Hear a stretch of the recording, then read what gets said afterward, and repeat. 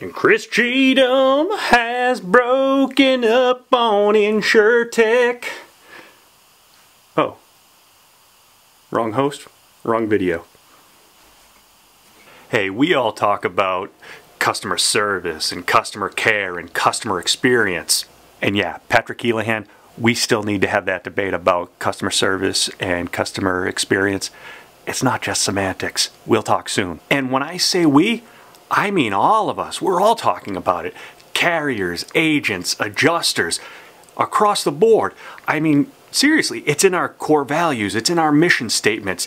It's in our websites, social media posts. We talk about it all the time. If we're not talking about it, there's a much bigger problem we need to discuss. But when it comes to a claims team, who exactly is the customer?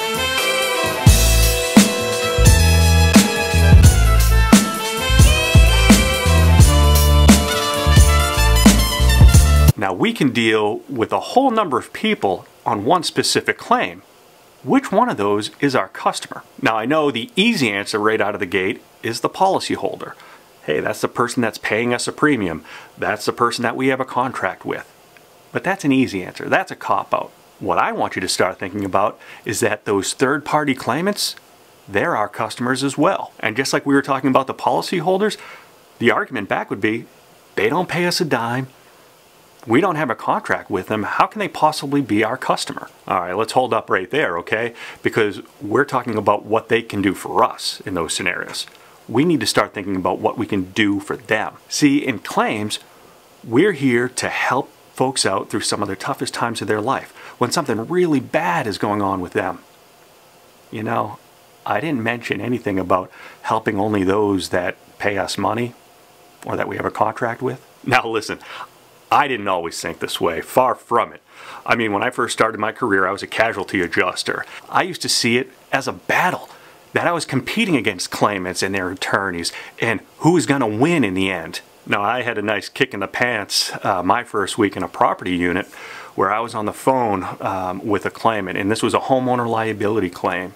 And I started getting loud and I started throwing weight around, and in the back of my mind, as I'm getting louder and louder, I'm thinking, hey, the other adjusters around me, they must be getting very impressed by the way I'm treating this person. And that's when I got a pop-up on my computer from my new manager.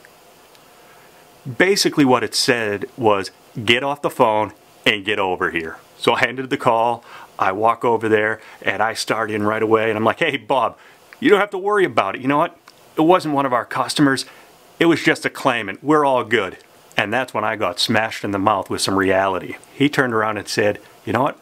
We don't do that here. I don't care who you were talking to. You're taking care of that person. And then we had a discussion about respecting everybody and doing what we needed to do to help them through the situation. I needed that kick in the pants, I'll tell you that much. Man, having a claim is stressful, it's emotional, and even more so for a claimant. I mean, now they're stuck dealing with somebody that they don't want to deal with. They probably don't know much about you and what you do for your customers, never mind for claimants. So imagine the stress they're going through. And really, how can they possibly trust us if they don't even know us? That's why those first calls are so important, to show that we actually care about them, that we want to help them through this situation. Then they'll start to trust us and we'll be able to help them. So that's step one in ensuring a great customer experience for a claimant. Give them a reason to trust us from day one. Kicking it off, letting them know we're here for you. We want to help you through this. It's a tough time, we get it. We're going to try to help you through and make the process as simple as possible, just so we don't add to your stress and frustration. And really, just explaining what to expect. Because knowing what to expect is so much better than the unknown, right? Because that just adds fear to the mix. And yes, we are still here for our policyholders. We owe them obligations. We're here to be their advocates. But that doesn't mean we can't give claimants an amazing experience, does it?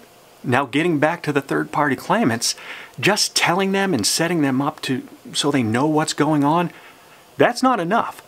We need to follow through on all of those steps along the way as well. Think about what we might be doing.